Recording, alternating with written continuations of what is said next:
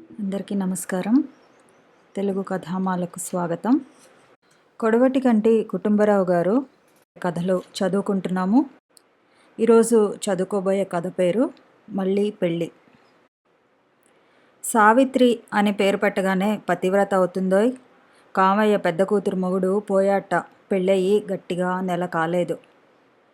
బోడి కవలమ్మ ఈ మాట అన్నదని ఎవరో ఒకరు కావయ్య ఇంటికి చేరేశారు. కవలమ్మ మీద శాపనార్థాల వర్షం కురిసింది. ఈ సంగతి కూడా కవలమ్మకు చేరే ఉంటుంది. అయితేనేం, కవలమ్మ 4 అనగల మనిషి, 10 పడగల మనిషిను. ఆవిడ వాక్స్థానమందు అదేదో ఉండరాని గ్రహం ఉన్నది మరి. పసుపు పారాన్ని చెరక్కముందే పుస్తెతాడు పుటిక్కిన తెగిందని మేమేడుస్తుంటే ఆ బోడిముండకి ఇదేం పోగాలం అన్నది సావిత్రి తల్లి. సుక్షేత్రమైన మాగాని 3 ఎకరాలు ముదనష్టం చేసి పెళ్లి చేశాను. చివరకు పిడికెడు బూడిద మిగిలింది అన్నాడు సావిత్రి తండ్రి. తన వల్ల ఏ దోషమూ ఉన్నట్టు సావిత్రికి అనిపించలేదు. ఈ పెళ్ళి తనకు వద్దని చెప్పేసింది. ఒక్కరూ విన్నారు కాదు. నీ మొహం, నీకు అసలేం తెలీదు, నువ్వు ఊరుకో. ఈ సంబంధం వదులుకుంటే ఏ కుంటాడుకో గుడ్డాడుకో ఇచ్చి చేయాల్సి వస్తుంది. మొగుడైతే ఏమిటి, ఈడొచ్చిన పిల్లకి ఏమే వసే అనేవాడొకడుండటం ముఖ్యం. ఈ మాటలకేం లేదురో, నిక్షేపం లాంటి సంబంధం. కాకపోతే కాస్త ఈ విధంగా ఒకటే అన్నారు. మొగుడితో పరిచయం అయ్యాక సావిత్రికి అన్ని అభ్యంతరాలు పోయాయి. కరుణాకరం చెడ్డవాడు కాడు. భార్య మీద అధికారం చేసే రకం కాదు. మంచినీళ్ళ లాంటి వాడు. ఎవరిని ఎదిరించేవాడు కాదు. అతనికి దేని గురించి ఒక బలమైన అభిప్రాయం లేనట్టు కనబడేవాడు. సావిత్రి అతన్ని చూసి ఇష్టపడటం నేర్చుకుంటూ ఉన్న సమయంలో అతను కాస్త పోయాడు. తనలో పాతివ్రత్యం ఏం తక్కువైందో సావిత్రికి కొంచెం కూడా అర్థం కాలేదు. తాను భర్తని దేవుడల్లే చూసి పూజ చేస్తే పోయేవాడు కాడా? సినిమాల్లో లాగా ఆమె భర్త పాదాలు ఎన్నడూ కళ్ళకద్దుకోలేదు. అదొకవేళ తన వల్ల తప్పయిందేమో. ఇంతకు సావిత్రికి పాతివ్రత్యం అంటే అట్టే తెలీదు. మొగుడు చావకుండా ఉండేట్టుగా చేయలేకపోయినందుకు పశ్చాత్తాప పడదలిచినా ఆమెకు సాధ్యం కాలేదు. భర్త పోయినప్పుడు అందరూ ఏడ్చినట్టే తను ఏడ్చింది. అయితే ఏడవటం పాతివ్రత్యం అనుకోవటానికి లేదు. ఏ ఏడ్చేదాని మొగుడు రాలేదు. సావిత్రి ఏడ్చింది సగం భయంతో, సగం తనకేదో అన్యాయం జరిగిపోయిందన్న విచారంతో. బొట్టు మంగళసూత్రాలు పోయినందుకు కూడా సావిత్రి విచారించలేదు. అద్దంలో చూసుకుంటే మొహం ఏదో వెలితిగా ఉండేది. పూలు కూడా పెట్టుకోవద్దన్నారు. అదే కాస్త బాధ పెట్టింది. సావిత్రికి పూలంటే ఇష్టం. సావిత్రి వితంతువైన 2 వారాలకు ఆమె రెండో మేనమామ వచ్చాడు. ఆయన మిగిలిన వాళ్ళలాగా ఏడుపుగొట్టు మాటలు మాట్లాడక, చిన్నపిల్ల, మళ్ళీ పెళ్లి చేస్తే సరే, మొగుడితో ఎంతకాలం కాపురం చేసింది, 3 వారాలా? ఇంతే కదా, లక్షణమైన పిల్ల, కళ్ళకద్దుకు చేసుకుంటారు అన్నాడు.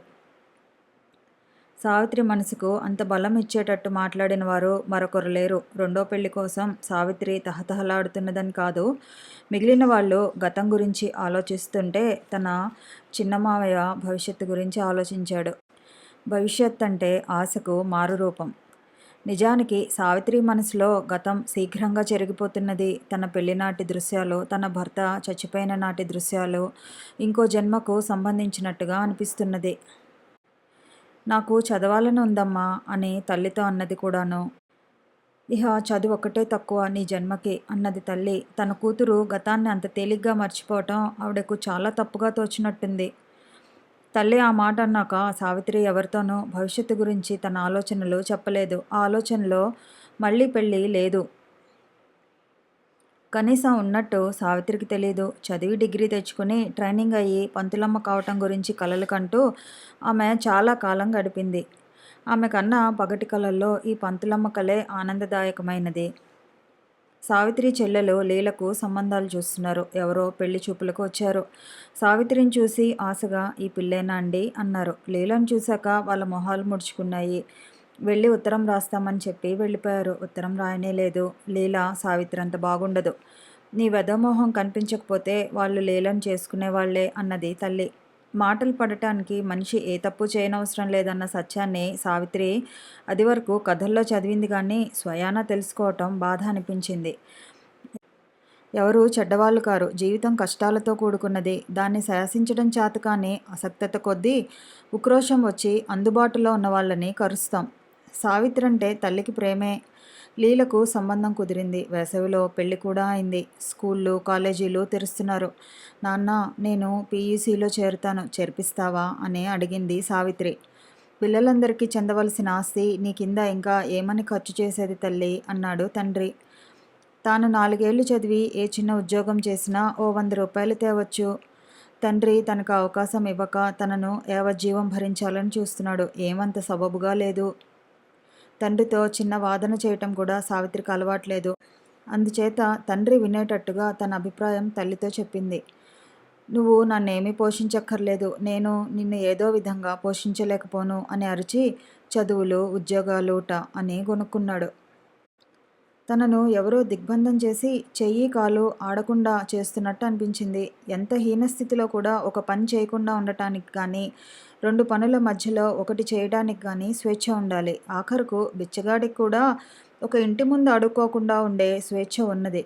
తనకు అది కూడా లేదు. గుంజకు కట్టేసిన పశువుకున్నంత స్వేచ్ఛ తనకు ఉన్నది. ఇంకా బతకబోయే 20 ఏళ్ళో, 40 ఏళ్ళో, 60 ఏళ్ళో తను ఈ ఇంటే ఇన్ని మెతుకులు తింటూ పడి ఉండాలి. సావిత్రి ఈ ఆలోచనకు దర్శకున్నది. ఈ భయం నుంచే ఆమెకు మళ్ళీ పెళ్ళి ఆలోచన వచ్చింది. ఆమె ఇంకో మొగుడితో కాపురం చేయటం గురించి కలలు కననారంభించింది. అయితే ఆమె ఈ ఆలోచనను ఎవరికీ చెప్పలేదు. అది ఇంకెవరికీ కలగనూ లేదు. అయినా సావిత్రి దిగులు పడలేదు. ఈ మళ్ళీ పెళ్లి గురించి ఆమెకు తొందర ఏమీ లేదు. ఎప్పటికైనా అది జరిగి తీరుతుంది. సహాయం చేయటానికి చిన్నమావయ్య ఉండనే ఉన్నాడు. కానీ సావిత్రి తొందరపడకపోయినా వీధి తొందరపడింది. ఒక రోజున పక్క ఇంటి భాస్కరాన్ని 20 ఏళ్లు దాటిన వాణ్ణి తండ్రి రెక్క పట్టుకుని మక్కెలు విరగదన్నాడు. భాస్కరం తండ్రి చేత తన్నులు తిన్నది విని తన మూలంగానేనని విని సావిత్రి నిర్ఘాంతపోయింది. భాస్కరం సావిత్రి కోసం చాలా కాలంగా ఆకలిగొని ఉన్నాడు. భాస్కరం వాళ్ళు పక్క ఇంటి అద్దెకొచ్చి 5-6 మాసాలైనా భాస్కరాన్ని సావిత్రి ఒక్కసారి కూడా చూడలేదు. కానీ పాపం భాస్కరం సావిత్రిని రోజూ చూసి తనలో పుట్టిన అగ్నికి ఆశలు ఇంధనాలుగా వేస్తూ వస్తున్నాడు. భాస్కరం వాళ్ళ దక్షిణపు గది కిటికీ దగ్గర నిలబడితే మధ్య ఉండే ప్రహరీ గోడ మీదుగా దొడ్లో బట్టలు ఆరవేసేటప్పుడు, ఇతర పనులు చేసేటప్పుడు సావిత్రి కనిపిస్తుంది. ఒకనాటి వర్జపు వేళ సావిత్రి దొడ్లో ఉన్న సమయంలో భాస్కరం ఒక కాగితపు ఉండ గోటితో మీటాడు. కానీ ఆ కాగితపు ఉండ నెట్ అయింది. అంటే గోడకు తగిలి బౌన్స్ కొట్టి కొంచెం పక్కగా గోడ దగ్గరగా కాలు తుడుచుకుంటున్న భాస్కరం తండ్రి కుడి చెవికి టపీమని తగిలి భూదేవిని చేరుకున్నది. భాస్కరం తండ్రి కాగితం మడత శ్రద్ధగా విప్పి భాస్కరం సావిత్రికి రాసిన ప్రేమలేఖ కాస్త చదివాడు. దాంతో కొంపలు అంటుకున్నాయి. భాస్కరం తిన్న దెబ్బలన్నీ తిన్న మీదట అతని తల్లి భాస్కరాన్ని వెనకేసుకొచ్చి మొగుడు చచ్చిన ముండ పొరుగున ఉండి ఏం ఆటలాడుతున్నదో. భాస్కరం ఎన్నడూ అటువంటి బుద్ధులెరుగడు. స్వతంత్రం ఉంది కనుక వాణ్ణి పట్టుకు చావగొట్టారు. వాళ్ళు వాళ్ళ పిల్లను పల్లెత్తు మాట అంటారేవో చూడండి అని అన్ని నీతులు నియమము మనకే వచ్చి పడ్డాయి అన్నది భర్తతో. ఆవిడ అంతటితో పోనివ్వక సావిత్రి పైన తాచుపాము పగపట్టి ఆ పిల్ల వీధి వీధంతా ఒక కొలిక్కి తెస్తుందని బాజా వాయించసాగింది. కామయ్య ఛాందసుడే కాదు, నువ్వు ఆ భాస్కరం గాడికేసి అదే పనిగా చూస్తున్నావుటే అని కూతుర్ని అడిగాడు. భాస్కరం ఎవరు అన్నది సావిత్రి ఆశ్చర్యంతోనూ కోపంతోనూ. కామయ్య జవాబు చెప్పలేదు. తన కూతురు నిర్దోషి.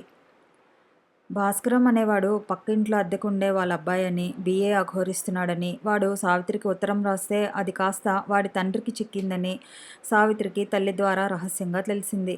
తన మూలంగా తన్నులు తిన్నందుకు భాస్కరాన్ని చూస్తే సావిత్రికి జాలి వేయలేదు. కానీ తనకు వాడేమని ఉత్తరం రాశాడో తెలుసుకోవాలన్న ఆసక్తి ఉపద్రవంగా కలిగింది.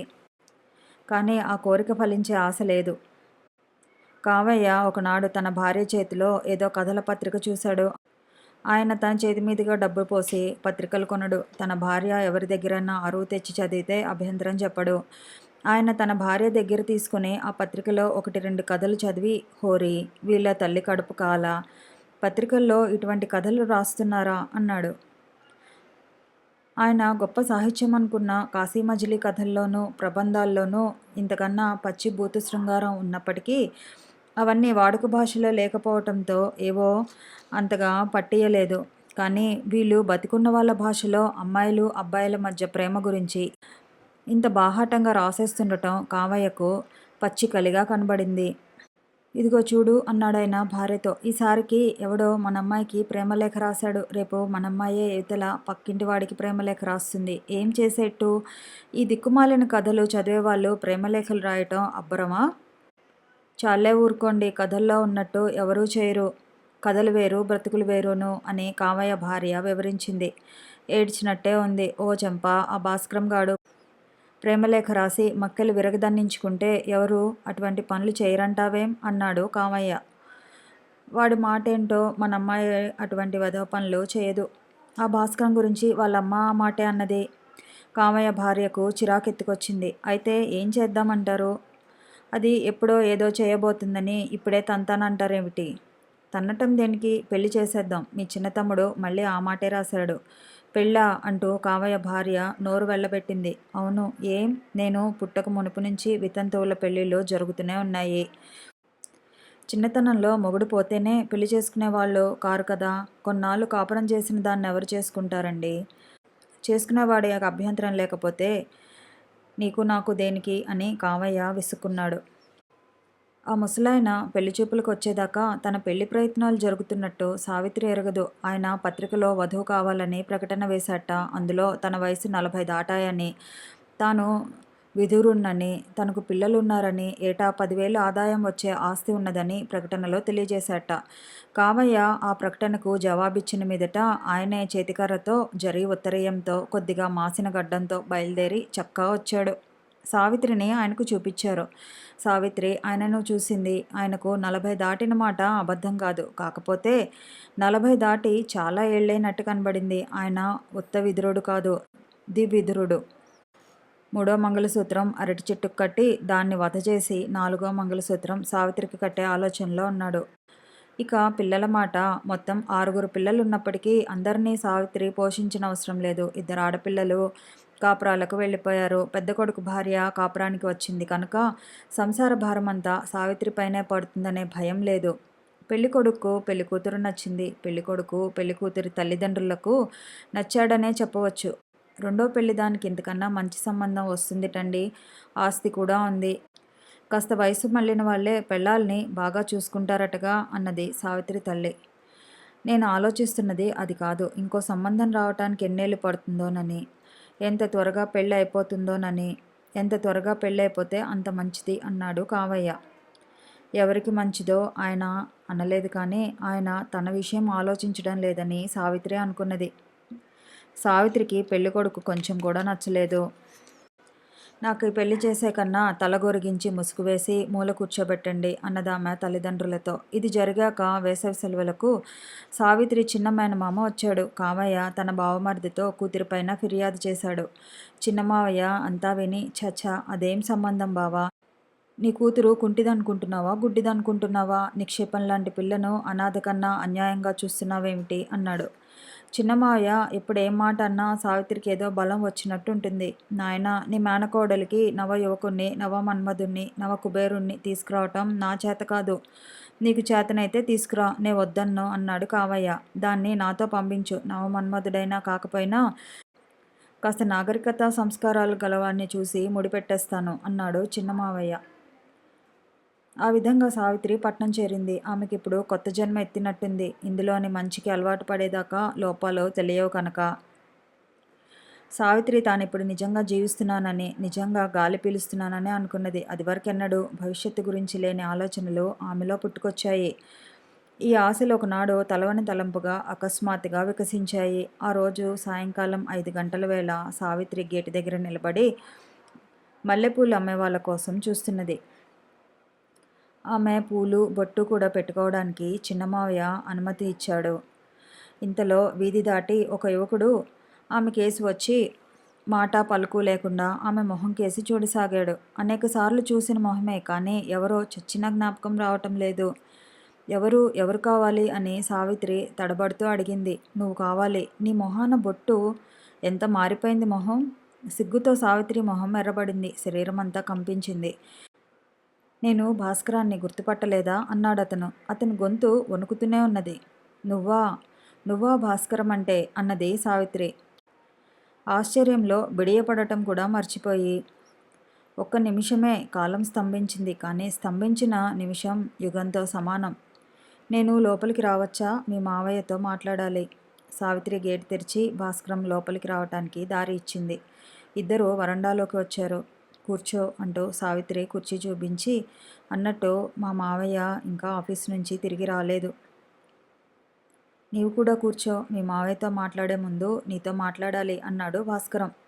సావిత్రి అతని పక్క కుర్చీలోనే కూర్చున్నది. ఒకప్పుడు నీకు ఉత్తరం రాశాను, అది నీకు అందలేదు, మా నాన్నకు అందిందన్నాడు భాస్కరం. విన్నాను, అందులో ఏం రాశావు? సావిత్రికి బిడియంతో పాటు నవ్వొచ్చింది. ఏమో, నాకిప్పుడు జ్ఞాపకం లేదు. మా నాన్న నన్ను తన్నాడు. న్యాయంగా నేనే ఆయన్ని తన్నాలి. ఒకరి ఉత్తరం మరొకరు చదవటం చాలా వెధవ పని. నేను నిన్ను లవ్ చేశాను, ఆ సంగతి నీకు తెలియజేయడం తప్ప ఆ ఉత్తరంలో నిన్నే తప్పుడు పని చేయమని నేను అడగలేదు. నన్ను పెళ్లి చేసుకుంటావా సావిత్రి? నువ్వు లేకపోతే నాకు జీవితమే లేదనిపిస్తున్నది. అది అర్థం లేని ఐడియా అని నాకు తెలుసు, కానీ నా మనసును ఒప్పించలేకుండా ఉన్నాను. మనం పెళ్లాడితే ఆ స్టూపిడ్ ఐడియా పోతుంది, లేదా నిజమవుతుంది. భాస్కరం ఆగాడు. సావిత్రి తల వంచుకుని ఏమీ అనలేదు. ఆమెకు అతని ధోరణి అర్థం కూడా కాలేదు. తనను పెళ్లాడమని అడుగుతున్నాడని తప్పిస్తే అతనే మళ్ళీ మాట్లాడసాగాడు.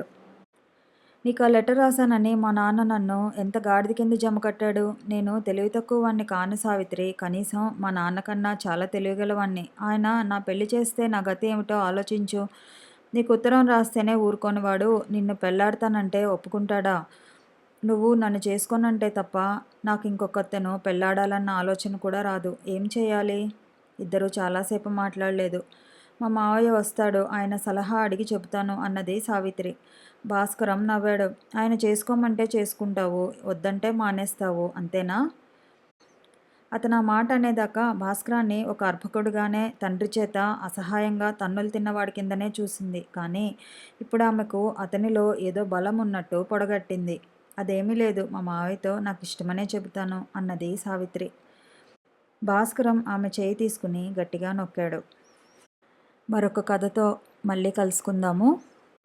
ఈ వీడియో నచ్చితే లైక్ చేయండి, షేర్ చేయండి, కామెంట్ చేయండి, ఛానల్ని సబ్స్క్రైబ్ చేయండి.